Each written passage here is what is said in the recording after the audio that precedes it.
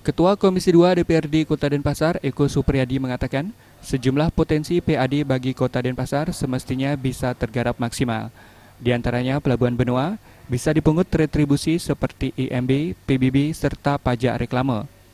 Melihat tingginya potensi tersebut, Pemkot Denpasar diarahkan melakukan penjajakan untuk bisa mendapatkan retribusi sesuai dengan peraturan yang ada. Minimal ada suatu kerjasama, misalnya saja untuk IMB di sana bisa kita untuk izin bangunan, tentunya begitu juga untuk ada reklamo-reklamo di sana.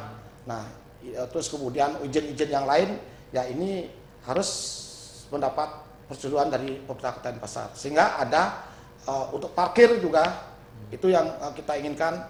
Nah, Pengamat pembangunan Madidau Wijano mengatakan hal senada. Potensi PAD dalam upaya meningkatkan kesejahteraan masyarakat bisa berasal dari retribusi keindahan lokasi, apalagi Pelabuhan Benua yang secara wilayah berada di Kota Denpasar. Untuk itu, Pemkot melalui legislatifnya dan tim teknis terkait bisa melakukan kajian dan koordinasi dengan pihak Pelindo sebagai pemegang otoritas agar sumber-sumber PAD Kota Denpasar bisa diakomodir dengan baik. Sederhana, orang punya view aja bisa menghasilkan kan gitu, padahal dia tidak, kan itu intinya. Oleh karena itu ini penting duduk bersama sehingga apa yang bisa, kemudian apa yang bisa di-sharing.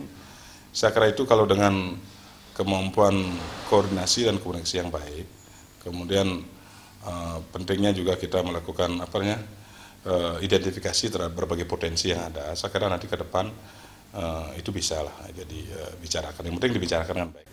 Suteja dan Saputra, Bali TV.